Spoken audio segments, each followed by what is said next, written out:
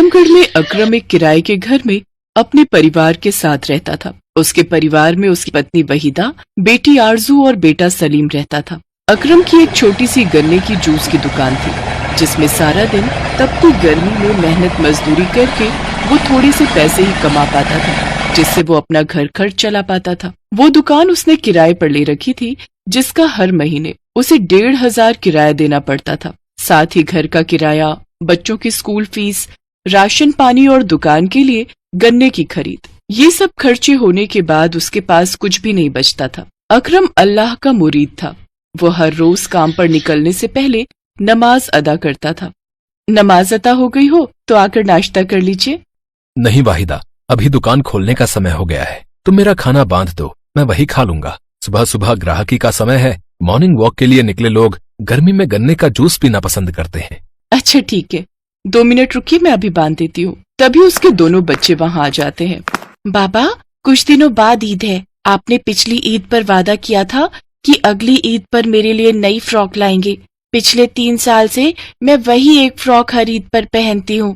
नहीं, अब इस ईद पर मेरे लिए नया कुर्ता पजामा बनवाएंगे, है ना अब्बू? वहीदा टिफिन बांध कर लाती है।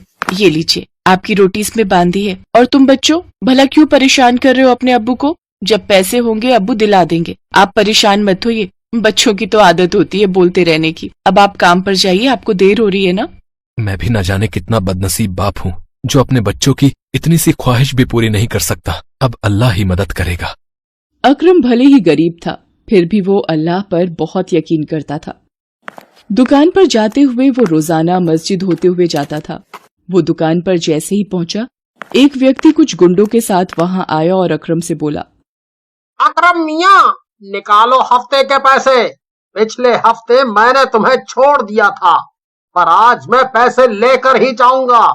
दुकान चलानी है तो मेरा हिस्सा भी टाइम पर दिया करो। जमील भाई, मेरी इस महीने बिल्कुल भी कमाई नहीं हुई। दुकान और घर का किराया देना भी बाकी है। मुझे इस बात से कोई मतलब नहीं, मुझे तो अपने हिस्से से मतलब है। यहाँ बाजार में सभी दुकानदार मुझे अपनी कमाई का हिस्सा देते हैं, तुम्हें भी देना है। परसों ईद है, कल मैं फिर आऊंगा, मेरे रुपए तैयार रखना। जमील अकरम को अगले दिन आने की धमकी देकर चला जाता है। अकरम मायूस होकर घर वापस आ जाता है। पूरी रात वो सोच में रहता है कि अगले दिन जमील आएगा और उसके पास बिल्कुल भी पैसे नहीं थे। जमील एक गुंडा था और अकरम को अपने से ज्यादा अपने परिवार की चिंता थी। वो अल्लाह को याद करता हुआ पूरी रात सोचता रहा।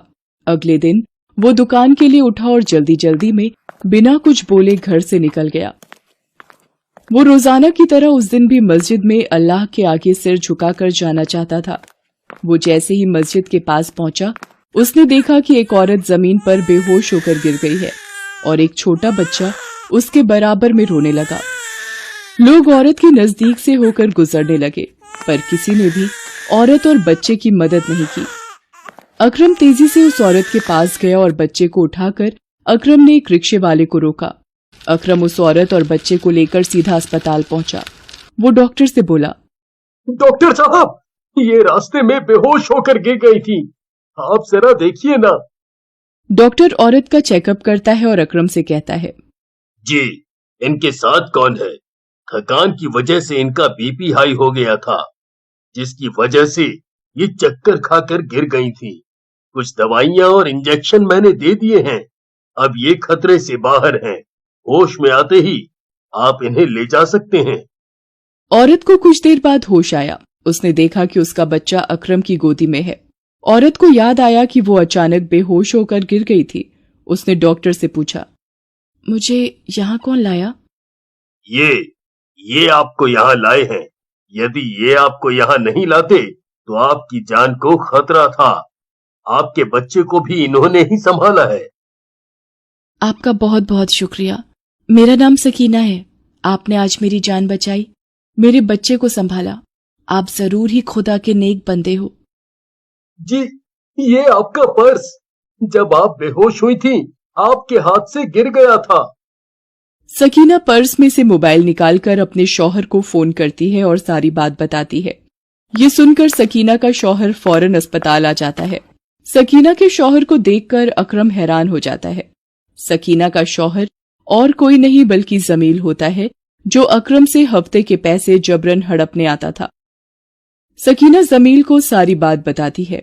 जमील अकरम को देखकर और सकीना की बातों को सुनकर शर्मिंदा हो जाता है।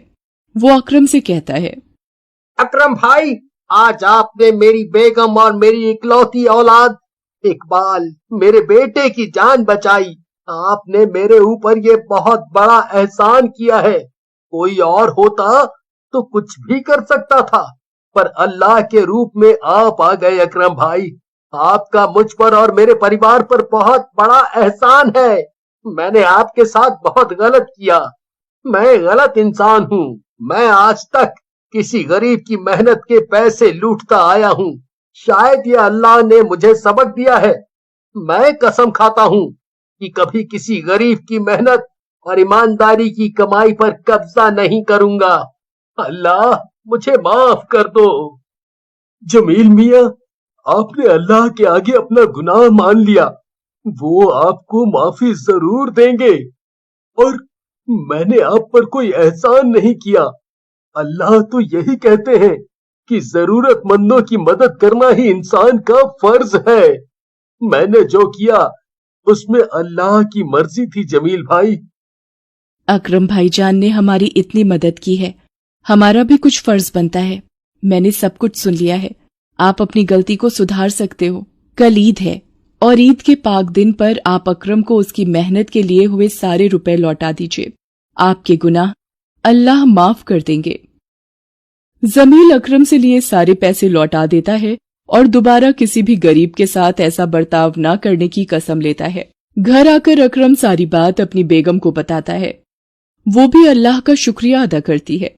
अगले दिन अकरम अपने परिवार के साथ खुशी खुशी ईद मनाता है। जमील भी अपने परिवार के साथ अकरम के घर पर ईद पर उपहार और मिठाइयां लेकर आता है। अकरम और जमील के परिवार खुशी खुशी ईद मनाते हैं। सभी दुकानदार भी जमील का बदला हुआ बर्ताव देखकर अकरम की तारीफ करते हैं।